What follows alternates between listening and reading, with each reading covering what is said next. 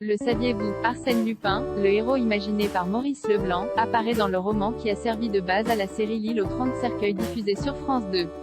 Mais le gentleman cambrioleur a été gommé des adaptations télévisuelles. Après 3 semaines de diffusion, L'île aux 30 cercueils, la nouvelle série thriller de France 2 emmenée par Virginie Ledoyen, Charles Berling, Stanley Weber, et Jérémy Gillet, Mytho, s'est achevée lundi dernier sur un bon bilan pour la chaîne puisque les 6 épisodes ont réuni en moyenne, en audience veille, 3,38 millions de téléspectateurs, soit 16,7% du public. Pour ceux qui l'auraient loupé sur France 2 ou en replay, cette nouvelle adaptation du roman éponyme de Maurice Leblanc, déjà porté à l'écran en 1979 avec Claude Jade dans le rôle principal, est toujours disponible sur Salto.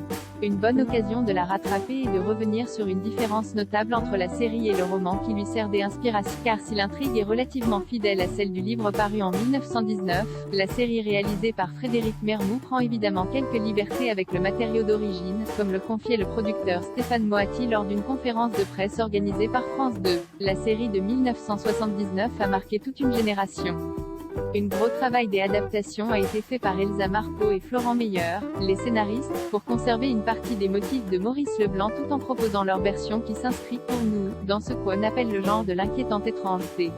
C'est-à-dire des êtres et des choses qui nous sont familiers et qui deviennent très inquiétants. Arsène Lupin débarque Deus Ex Machina dans le roman L'île aux 30 cercueils écrit par Leblanc débute en 1917, lorsque l'héroïne, Véronique d'Ergemont, retourne sur l'île de Sarek à la recherche de son père et de son fils, déclarés morts 15 ans plus tôt.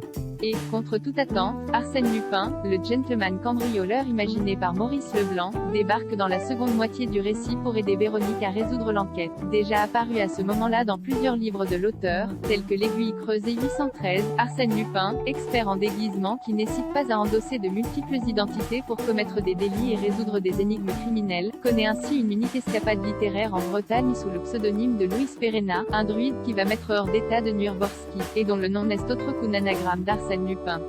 Comme souvent aussi dans ses aventures, Lupin n'apparaît que tard dans la narration, ici, vers la moitié du livre, expliquait Thierry Breillet dans un article de France Info publié en 2017 et consacré au roman L'île aux 30 cercueils. Leblanc déroule jusque-là une histoire terrifiante, où le pire n'en finit pas d'empirer, les méchants de devenir de plus en plus méchants, et les gentils de perdre de plus en plus de terrain. Comme pour conjurer le mauvais sort, Leblanc qui était malgré tout sensible au contexte très spirituel de son époque, se moque du grand prêtre suprême breton, Arsène Lupin en personne, sous son énième déguisement, va se métamorphoser en druide, poursuit Thierry Breillet, tout en terrifiant et réduisant ses ennemis par sa parole ironique et sa robe blanche, il se moque de toute superstition et de toute peur, utilisée par ces grands prêtres de tout poil pour asseoir leur pouvoir sur des populations trop crédules parce que trop isolées du savoir. Il vient en druide pour jouer la tradition, mais arrive en sous-marin high-tech, la navette spatiale de l'époque. Sorti de nulle part pour résoudre une intrigue qui aurait certainement pu se terminer sans lui, Arsène Lupin a été gommé de l'adaptation télévisuelle de 1979. Et il en est de même pour la version 2022, qui a préféré laisser Lupin, et son héritage, à la série Netflix portée par Omar Sy. J'ai lu le livre, j'ai vu la série de 1979.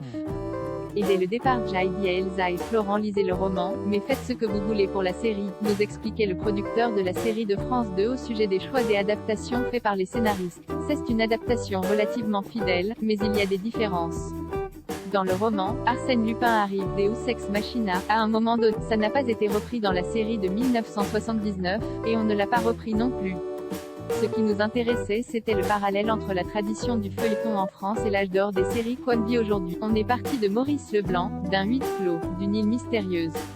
Et on est du point de vue d'une héroïne qui va vivre une expérience en comprenant qu'elle s'est construite sur un mensonge. Et tout ça va la libérer.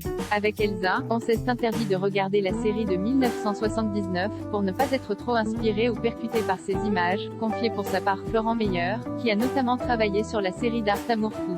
On s'est renseigné, auprès des gens qui l'avaient vu, pour identifier la raison pour laquelle cela les avait effrayés. Et de cette réception de la série, on a essayé de recréer cet effet-là avec nos techniques de narration contemporaine. Et on avait aussi besoin d'une héroïne qui est actrice de sa quête, qui réagit aux événements, qu'elle ne subisse pas ce qui se passe, et c'est très différent par rapport à la précédente adaptation. Et puisque Christine, incarnée par Virginie Ledoyen, est actrice de sa quête dans L'île aux 30 cercueils version France 2, elle n'avait évidemment pas besoin de l'intervention d'Arsène Lupin pour venir à bout de l'emprise de son mari ou pour mettre un terme à ses agissements néfastes.